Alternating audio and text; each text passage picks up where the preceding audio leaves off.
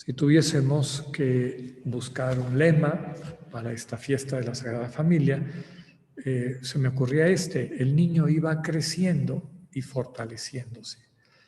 El Señor Jesús, cuando asume nuestra naturaleza humana, la asume en plenitud. Y de eso se preocupa mucho el Evangelio de Lucas de transmitírnoslo. La primera lectura que vamos a escuchar está tomada del Génesis, capítulo 15, versículos del 1 al 6, y después el capítulo 21, versículos del 1 al 3. Esta lectura está tomada del primer libro de la Torá, el Pentateuco, 5 libros. El primero de todos es el Génesis. El nombre le viene por la primera palabra en griego, que es un relato de cómo se generó todo, cómo fue la creación de Dios, cómo fue el inicio de esta historia sagrada. La lectura que vamos a escuchar nos presenta un diálogo entre Dios y Abraham. Fíjense que todavía no tiene la H.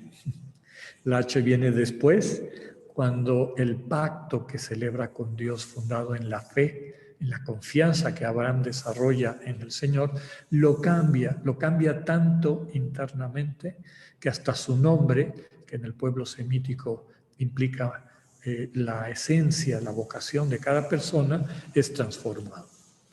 En esta lectura el Señor le invita a Abraham, como nos invita a nosotros una y otra vez, a no temer. Dios no es un enemigo, es un protector, es nuestro compañero. Ante el dolor de Abraham de no tener hijos, Dios le promete que su descendencia será numerosa como las estrellas del cielo. La palabra, es decir, la comunicación de Dios, le bastó a Abraham para ponerse en marcha. Eso lo hizo justo ante Dios. Es decir, Dios se dio cuenta que él se ajustaba al proyecto que le proponía. Abraham y Sara tienen un hijo que es el conocido como el hijo de la promesa, nacido cuando parecía que sus vidas ya tocaban a su fin y ellos las veían como estériles. Si tuviésemos que elegir un punto, un temático central sería: yo soy tu protector y tu recompensa será grande. Palabras del Señor no solo a Abraham, sino a cada una y a cada uno de nosotros. El salmo que vamos a escuchar está tomado del Salmo 104, 105.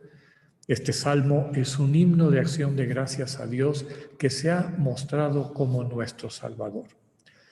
Inicia el salmo invitando al pueblo a unirse en la alegría de reconocer el amor de Dios y pregonarlo a todos los pueblos. Invita a acudir en todo momento a Dios, quien tiene la disposición y el poder para ayudarnos. Dios es fiel a su compromiso con nosotros.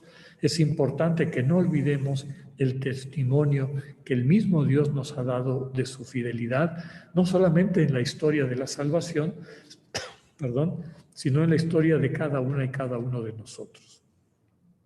Como resumen, la frase que les pongo aquí, tomada directamente del Salmo: ni aunque pasen 1000 generaciones, se olvidará Dios de sus promesas.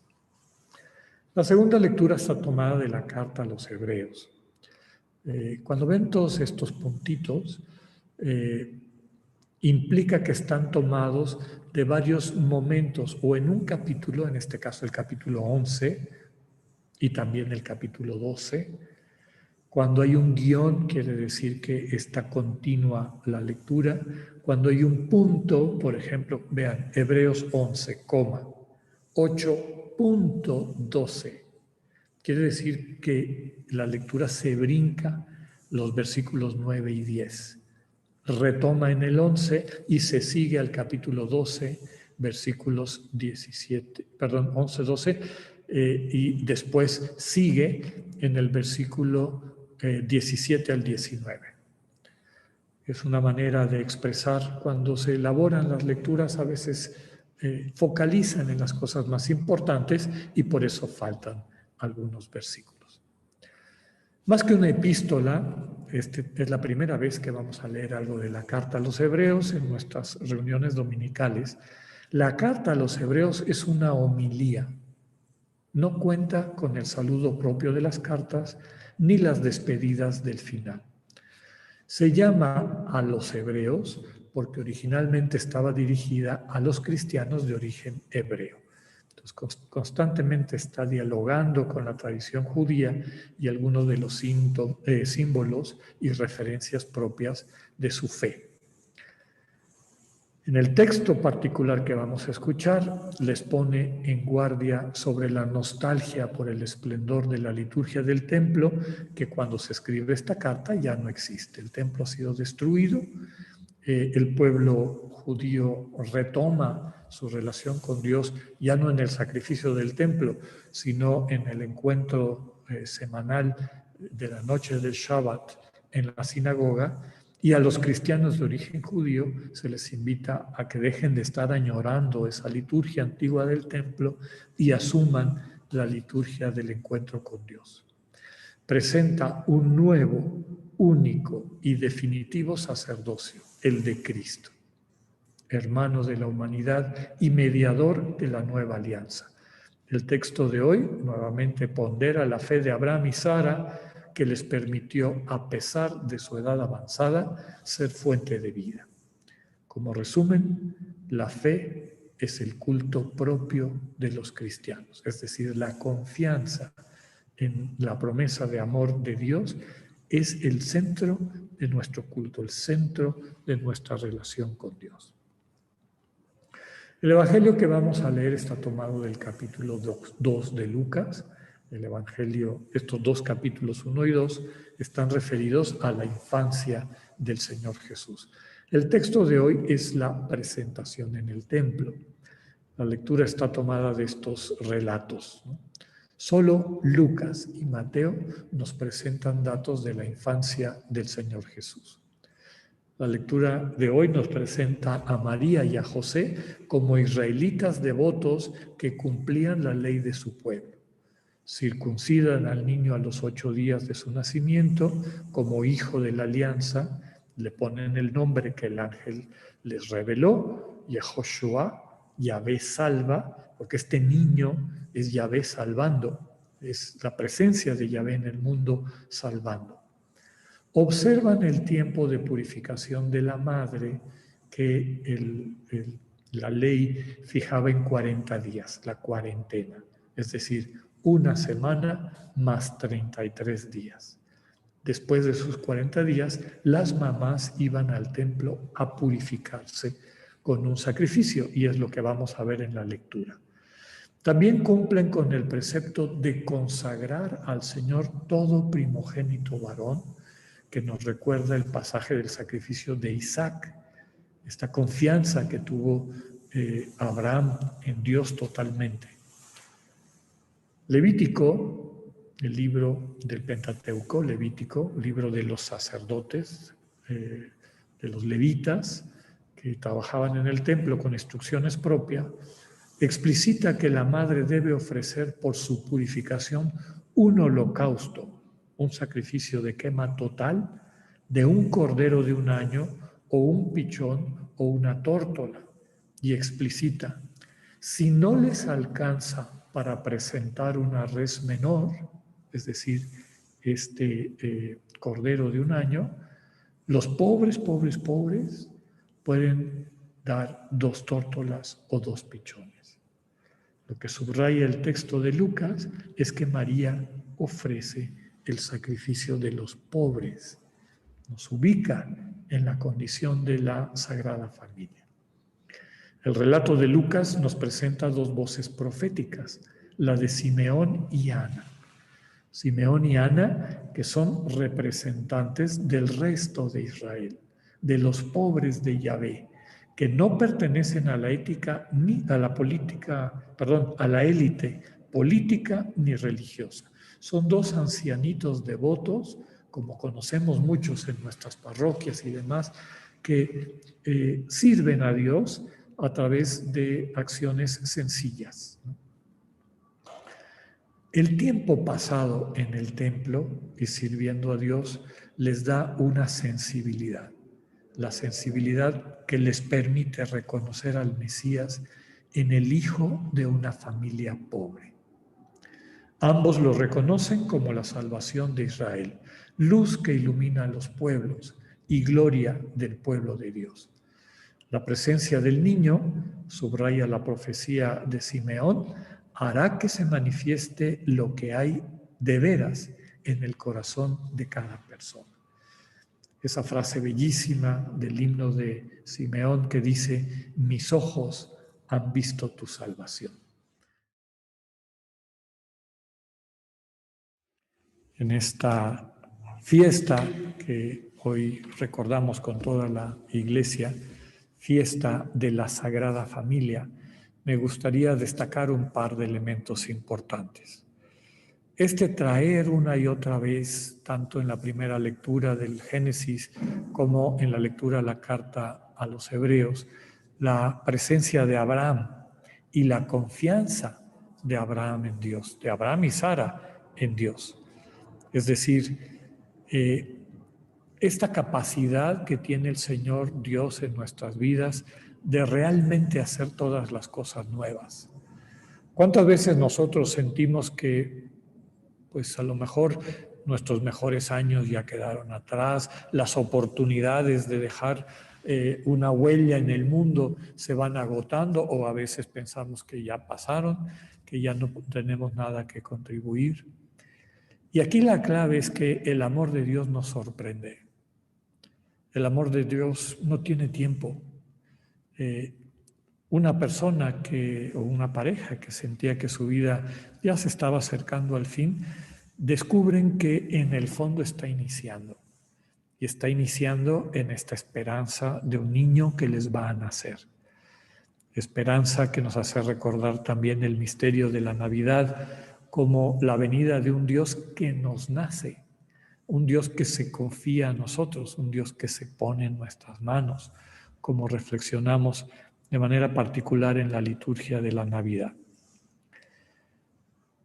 Una enseñanza, además de esto, que para Dios el tiempo es distinto del nuestro, y a Dios le basta 5 minutos, 1 minuto de tu vida y de tu entrega para hacer milagros y para hacer que tu vida sea fructífera y llena de satisfacciones y de bendiciones para ti y para la gente que te rodea.